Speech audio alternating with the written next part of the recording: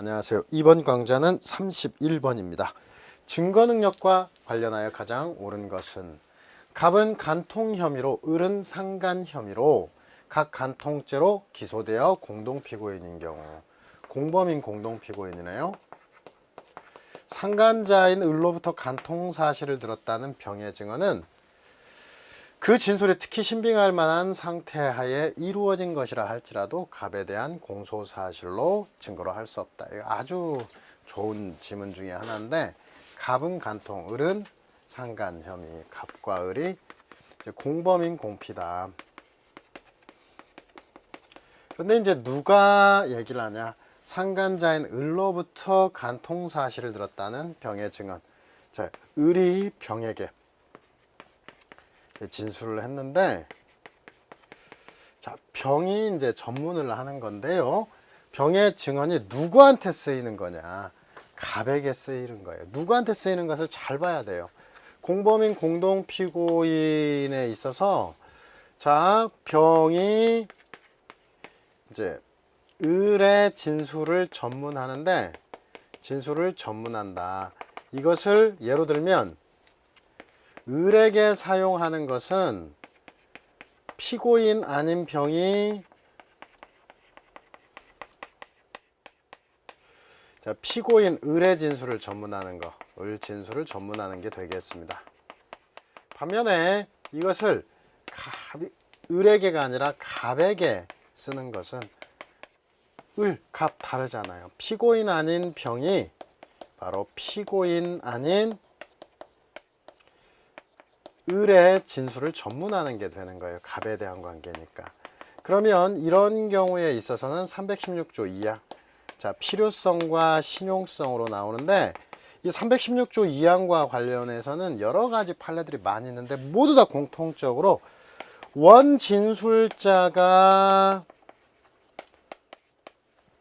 출석해서 진술을 했다. 그러면 필요성 요건을 갖추지 못하니까 증거로 쓸 수 없다. 이런 형식으로 이제 많이 이어지는데, 먼저 갑의 간통 혐의로, 을은 상간 혐의로 해서 을로부터 간통 사실을 들었다는 병의 증언이 갑에게 쓰이느냐, 을에게 쓰이느냐, 갑에 대한 공소 사실에 대한 증거로서는 316조 2항으로 간다. 그래서 특신 상태뿐 아니라 필요성과 신용성, 특신 상태 이외에 필요성, 사망, 질병, 외국거주, 소재불명, 기타 이에 준하는 사유로 진술할 수 없을 때까지 정리해둬야 되겠습니다. 자, 두 번째, 사경 작성 피고인에 대한 피신조서와 관련해서 피고인이 증거로 사용하며 부동의한 경우, 조사 경찰관이 공판길에 나와 조사 과정에 대한 진술을 증언하면 증거 능력이 인정될 여지가 없느냐? 이 잘못됐다. 앞의 문제하고 확연히 비교가 됩니다. 이것은 쓸 수가 있다는 거죠. 왜냐하면 바로 조사자 증언이 허용이 됐다. 그래서 이것은 이제 316조 1항에 따라서 특신 상태가 증명이 되면 증거로 쓸 수 있겠습니다. 자, 그 다음 세 번째, 갑과 을이 재물을 절취한 혐의로 각 특수절도죄로 기소되어 공동피고인이 된 경우, 이것도 갑을이 공범인 공동피고인이다. 갑의 범행을 인정하는 진술을 한 사경작성 을에 대한 피신조서에 대해서 갑이 증거로 부동의한 경우, 이를 갑의 범행에 대한 증거로 사용하기 위해서는 312조 사항을 요건을 갖춰야 되느냐, 증인신문 절차에 따라야 되느냐? 아니다. 이제 바로 사경작성 공범에 대한 공범 피신조서는 일단 312조 3항, 그래서 당해 피고인의 내용 인정이 필요하다. 피고인의 내용 인정이 필요하고, 그 다음에 그 결과로 이제 사경작성 공범 을에 대한 피신조서이고, 갑사건이라고 이렇게 쳐보면은 갑사건에서 사경작성 을에 대한 피신조서, 을이 불출석해도 바로 314조는 적용 여지가 없다. 이렇게 이제 얘기하는 게 우리 판례죠. 당해 피고인 갑의 내용 인정이 필요하고, 이렇게 이제 되는 이유를 간단히만 설명하자면, 이건 뭐 당연히 여러분들 암기하고 있을 거예요. 사경작성 공범 피신조서는 312조 3항.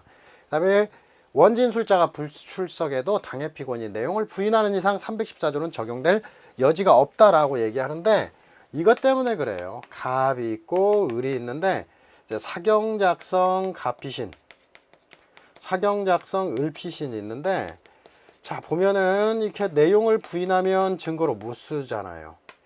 부인하면 이렇게 증거로 쓰지 못하고, 또 내용을 부인하면 증거로 못 쓰는데, 그러나 이걸 크로스 시켜버린다.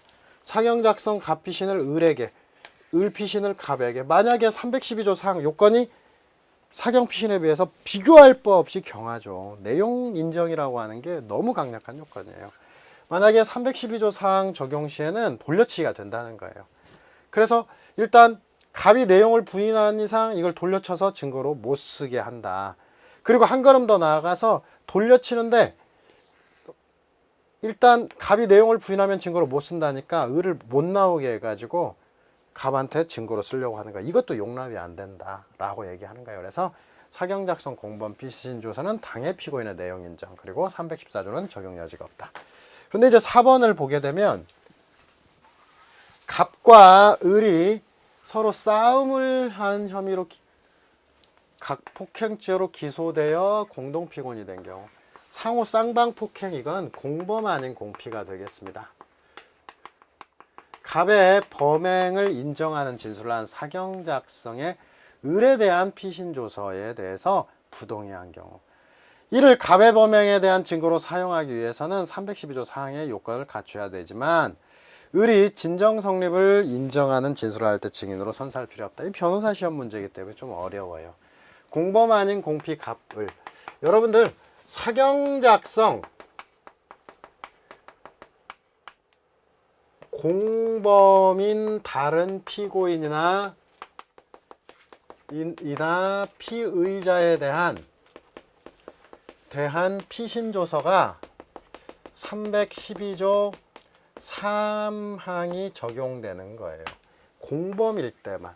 공범인 다른 피고인은 공범인 공동피고인, 공범인 다른 피의자는 공범이나 아직 기소가 안 되거나 불기소 처분됐거나 뭐 이런 사안을 얘기하는 거고요.